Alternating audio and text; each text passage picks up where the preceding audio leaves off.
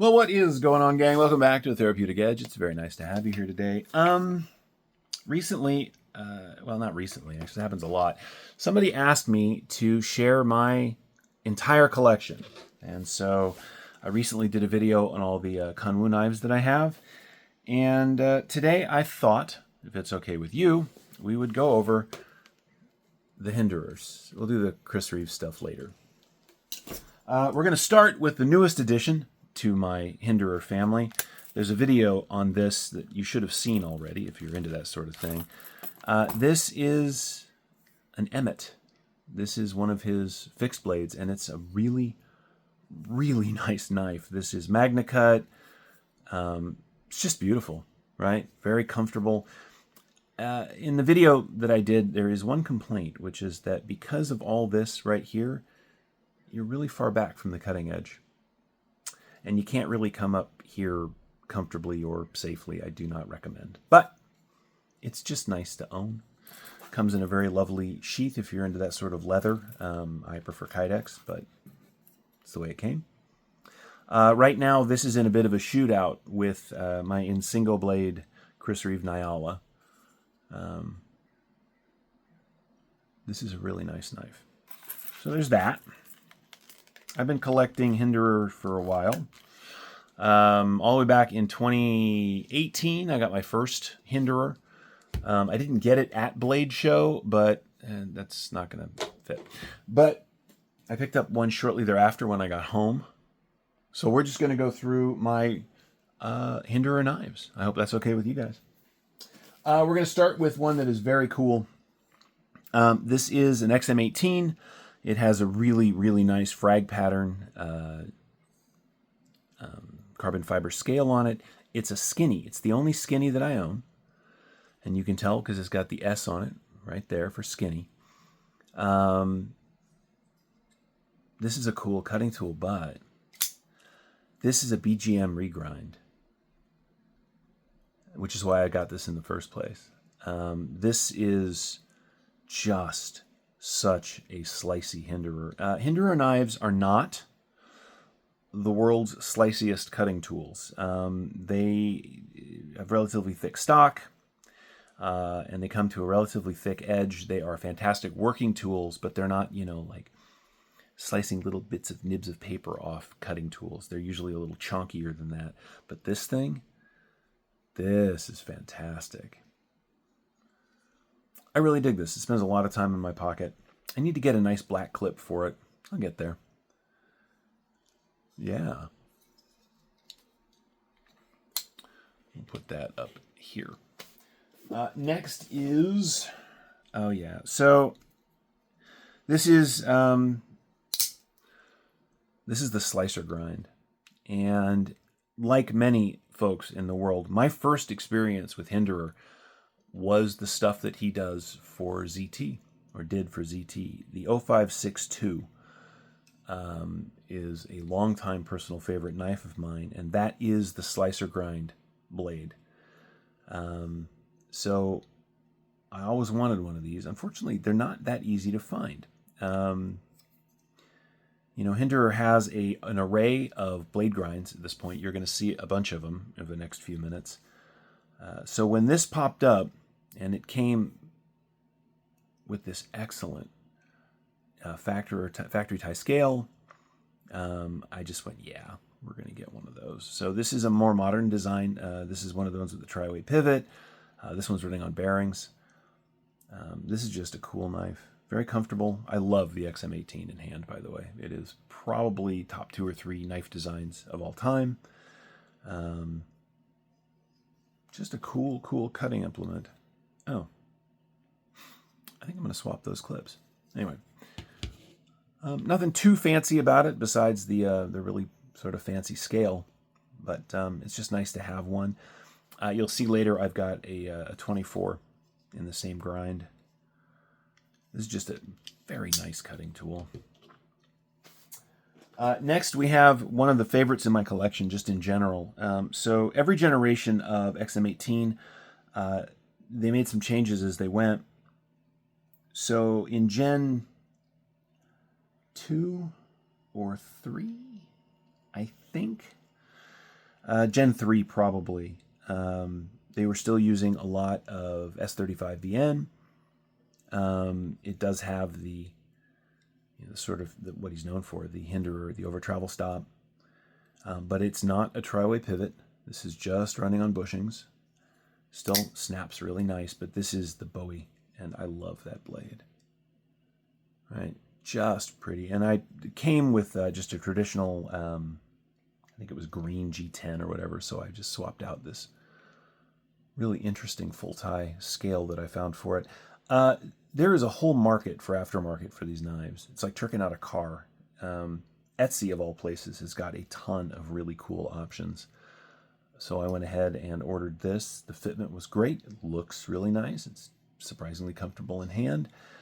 And it doesn't mess with the sort of more classic elements of this older Hinderer. Yeah, I love that scale, man. That's just cool. Let's put that up here. Next is, I think, the most recent that I own. I'm over on the Hinderer website often. He does small drops of interesting stuff. And one of the blade styles that I have seen pictures of, but have never really had a chance to like own or like play with or get a hold of, was the aggressor grind. And so when I saw these pop up on his website, I just went, yep, and brought one home. I ordered this sort of flat gray tie scale at the same time from them. I know it's not super matchy, but I like the way that feels and I like the way it looks. The aggressor grind is very similar, of course, to his Bowie grind, except that it is tantoed out. I think this would make such an awesome regrind. You could hollow this whole piece right here. I'm not going to do that to this one, but if I ever get a hold of another one, I might send it off for a little regrind work. I just think that's cool. I can hear you out there. You better be carrying those. And I do. Oh, I do. There are knives that I am more gentle with than others, but everything I own goes in the pocket. And I don't make a big noise about that. If you want to own knives and keep them in a safe somewhere, that's your business. Enjoy yourself. I don't. My daily life is not so intense that I'm out beating the crap out of my knives anyway. And so if one of these wants to go with me on a walk or out into the woods or for a hike or to work, then that's what happens. I picked this up a while back. This is the Jurassic. It's interesting. So you can see right here on the blade, it's marked as hollow. This is the least hollow grind I have ever experienced. Now, it is there. If you put a ruler up against this, you can see the hollow, but it is lightly hollow. I wanted one of these because it's different. And a lot of people that collect Hinderers say that this is the most ergonomic, comfortable in hand Hinderer. And now that I own one, I can say that I disagree, actually. It's smaller than the XM18. I don't have any 3-inch XM18s. These are all 3.5s. And that has to do with my hand size. So I knew this was a little smaller, but because of the really intense shape on the flipper, it actually, I don't know, it feels just a little cramped to me. And this, which is designed to settle into your palm, because the size of my hand is shaped, it's too far forward. This is an excellent knife. This is a factory tie scale that I ordered at the same time I ordered the knife. This came on bearings because it's the tri-way pivot. It's a superb cutting tool. It's just not my favorite. It's nice to own one. It doesn't get as much carry as the rest of these because I just don't love it that much, but it's pretty cool. Next one is a bone stock Eclipse. I bought this because I wanted to, the 393 from ZT is a favorite knife. I don't actually have one anymore, but I did for a while. And they were very cool, so I wanted an actual Hinderer Eclipse. It's a fairly thick blade grind, a little more pokey than it is slicey. Still, really comfortable. right? I went ahead and put on the aftermarket scale.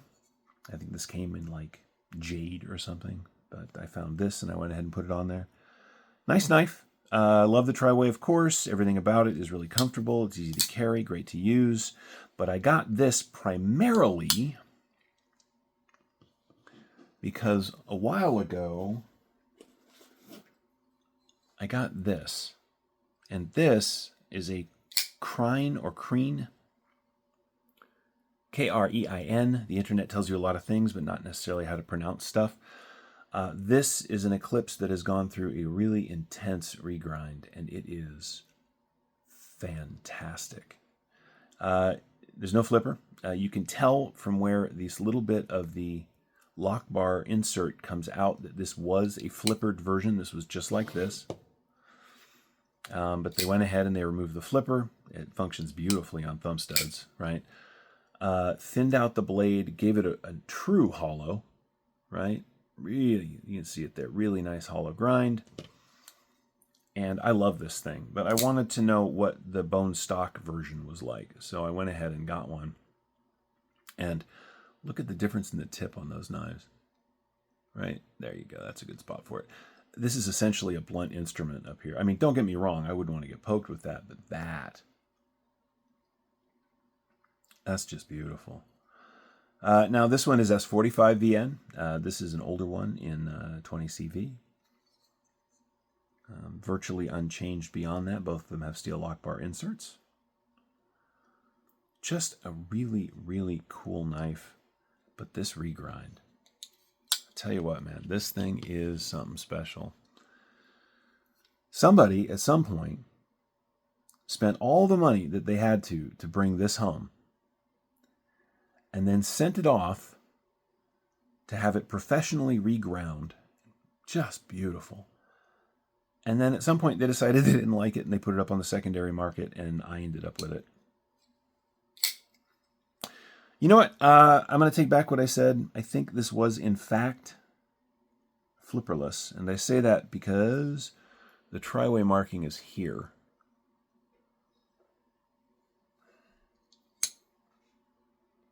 You know, it's funny. I think I knew that.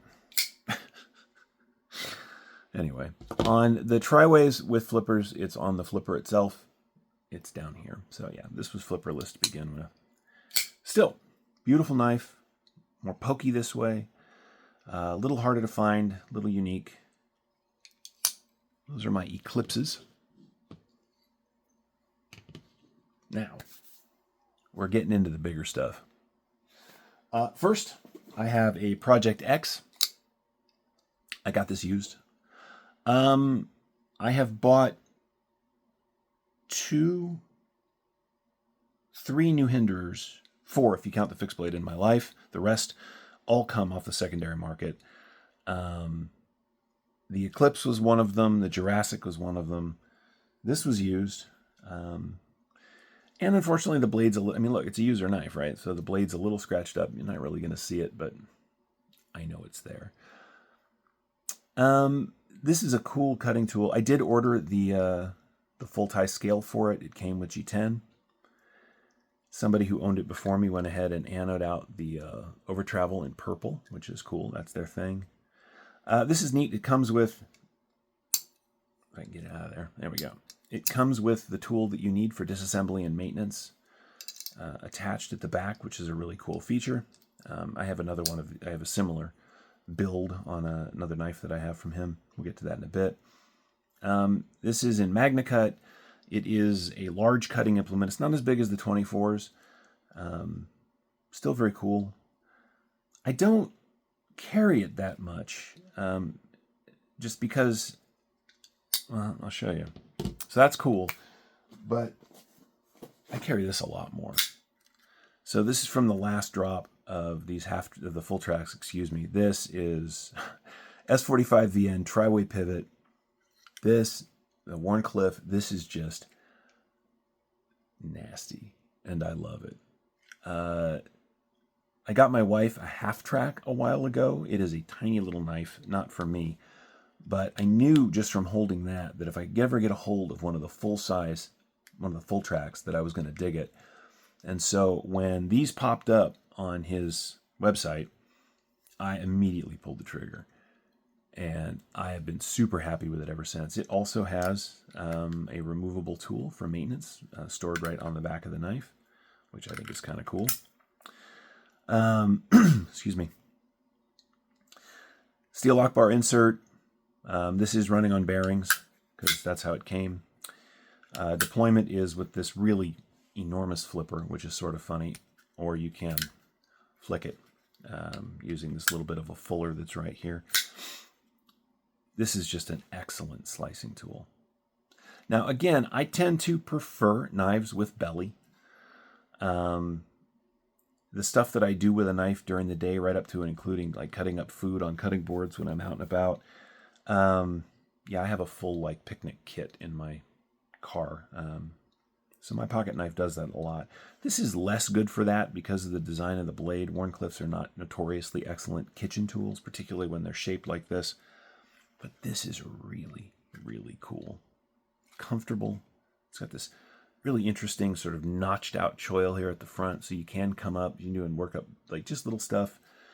I have feather sticked with this camping just to show that I could do it to myself, and I got to tell you, it worked out beautifully. This is a cool knife. Now, last two. One of the few knives that I bought brand new, this is a Slicer Grind XM24. I went ahead and got the matching tie scale. I love this knife. The 24 is big. I mean, it's a full 4-inch blade. It's everything I love about the 18, except just writ large. Particularly the XM24s with the choil like this. The Slicer Grind is a great cutting tool. I love this knife. It does have the steel lock bar insert. It's got the over travel stop. It's got all the neat stuff. It's heavier. Tie scales are heavier than the single liner with the G10, but I don't mind so much. I just love carrying this. And as I said, I do love that Slicer Grind. The XM24 is just a beast of a knife, and it makes me smile every time it's in my pocket. Leads me to my last one so far. This is another 24, and I got this in a big knife trade that I did a while back. It is a newer generation because it's the tri-way pivot, but this is full DLC. It's not high polish, but it's polished DLC. So the blade is DLC. The titanium lock side is DLC. Even the liner is DLC. And it came with a really nice, comfortable pattern G10 scale. I love this thing. Now, DLC is interesting. We live in a world where there's lots of knives out there that are with black blades, whatever, right? The thing about DLC, diamond-like carbon, is that it adds just an extra layer of toughness. It's not just looks. It adds an extra layer of, yeah, I can take that to knife blades, and I think that's really cool. Now, they do use it a lot in fancier knives. It does, I mean, it's black and it looks pretty, but I really dig that added feature. DLC 24s are rare kind of to begin with, and full DLC, I had no idea when I got this. They are incredibly rare. Now, this is a Lynch Northwest deep carry clip in their Dark Abyss, which just goes beautifully. I love this knife, and I carry it. Now, this is, it's a Spanto blade. My first XM24 was also Spanto. It looked more like this one. But I'm just happy to own this. I love that the laser etching on the blade is in silver, right? This is just a really cool cutting tool. And there you have it. This is all of my Hinderers. Some I own because they are harder to find and cool. Some I own because somebody else invested in having them made even more rare and even more cool. Some I own because they just are fantastic cutting tools and I love having them. All of them I own because they make me smile. They make me happy. Hinderer knives are kind of a particular thing. They are expensive, but not that expensive anymore in today's world. When I started collecting, seriously collecting, 2017, almost 10 years ago now, you know, Hinderers were $400 and everything else was $200.